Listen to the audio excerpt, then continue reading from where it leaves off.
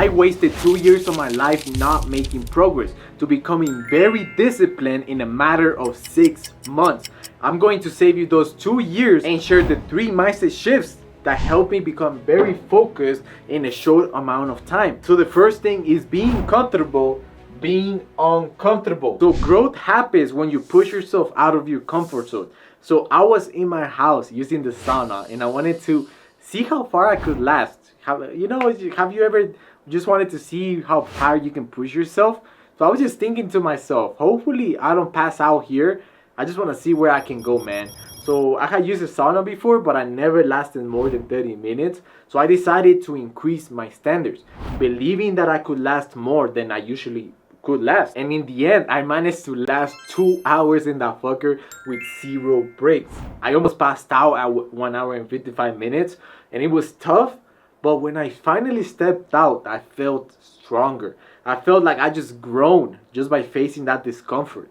And if you have ever been in a sauna before for more than 30 minutes, you will know that you get drained and you feel desperate to want to get out. And I realized that the more I pushed past my comfort zone, the more confidence I felt. And that change not only helped me in my personal life, it did it in my business too. So you need to embrace discomfort as a part of growth.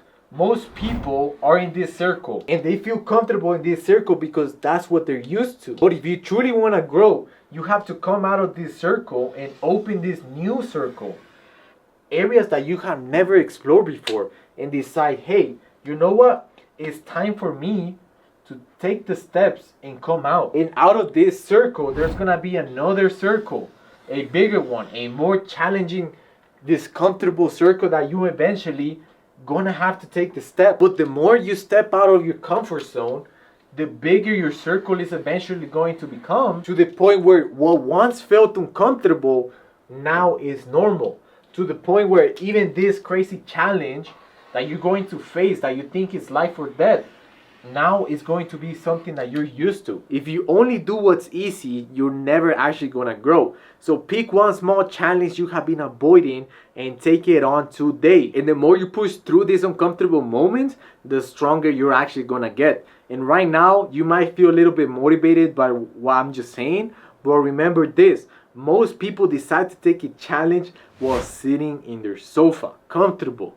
That is why they easily give up, because once they feel some sort of pain, their brain starts kicking in this fight or flight mode where they want to fly away from this pain. And it's good to think that you can smash a challenge, but also take into consideration the pain that will come with it. So I always do this myself. If I'm going to do something difficult, I start analyzing the pain that's going to come with it, the risk, the fucking struggle of having to have this uncertainty of whether I'm going to make it or not. And I accept it. And with that, I don't get caught by surprise because I already knew it was going to happen before I took the challenge.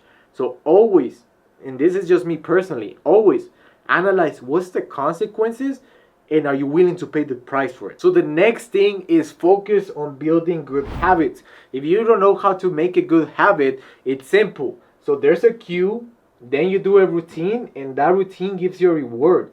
And that reward increases your dopamine, so you want to repeat the cycle again. So that's how you build a habit. You have a cue, your eye sees it, then you have this routine of what you do, and then you take the reward of doing that routine. So let's say every time you go to the kitchen, you see a piece of chocolate. When you see a piece of chocolate, the routine that you usually have is to open up that chocolate and eat it. Once you eat that chocolate, you get this source of dopamine because you feel good because you like the chocolate. So now you're telling your brain, hey, we like this habit because it makes us feel good. Now, just because we're people of habit doesn't mean that every habit is good. So you gotta focus on building habits that keep you moving forward. So choose one habit that's holding you back and replace it with something that moves you forward. So over time, these small changes add up to big results. For example, if you keep eating chocolate every single day because you see chocolate every single day in your house, you're eventually gonna get fat. And you don't want that. But let's say every time you go to the kitchen, you see a banana and you decide to go and eat the banana. That gives you dopamine because who doesn't like bananas? And now you repeat the cycle. Eating bananas is not bad. You feel good about it. And definitely you're going to be way healthier than if you were eating chocolate. So right now, The habits that you have might not look like they're impacting your life, but over time, these small changes add up to big results. Imagine where you're gonna be next year from now if you use that extra time to learn, grow, and get better. The difference between a productive person and unproductive people is simply the habits they have formed. And we are all creatures of habit. So build good habits that will increase your growth rather than destroy you. I remember laying in my bed watching this series called 100. It was about a time where people, the earth got fucked or something like that, and they sent some people back to earth to check if it was safe to live again or something like that. And I was pretty entertained by the series. It was pretty well made, it was fun, and I would tell my brother, hey, let's watch one more episode. We would both laugh it off, and we actually kept watching the series, man. And even though you get that instant pleasure, I always ended up feeling like shit afterwards, man.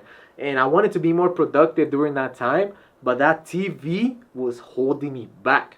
So, have you ever felt like shit when watching TV? It was until one day I was like, enough is enough, man. I started to notice how much time I was actually losing. So I said, you know what, fuck it. I'll finish this series and I'll sell my TV. And I watched all the episodes from 100, which was like thousands of hours. It was like more than 15 hours of just pure entertainment. Afterwards, I decided to sell my TV to a friend, and the TV cost me $300, and I decided to sell it for $100. And I didn't care that I lost the money, because I bought it more expensive. I barely used it, and then sold it for $100, because I realized that every second I wasted was money I could have been using to earn. That's why there's a quote that says, "Time is money." So I replaced that time with reading, learning, and building skills. And that one change gave me so much more time to build my dreams, to work on my dreams. Building good habits actually did change my life and put me on the path to success. So remember to build habits that are actually gonna help you, man. Because at the end of the day, your time in this world is limited. So you'll need to build habits that are gonna level you up, like reading, working out. And it's up to you at the end of the day, but this is what I would do in order to keep growing. Finally, you need to adopt a growth mindset. So when I started my painting business 3 years ago, I was sitting in my office with zero clue on how to actually grow. And I told myself, all right, Carlos, you gotta find a solution, man, because I'd rather die than go back to school. I literally prefer to die than go back to school. I literally hate it, man. So I started to read books, learn from my mistakes, and apply new strategies in order to grow. And it was a long process. It didn't happen overnight. And I failed a lot of times.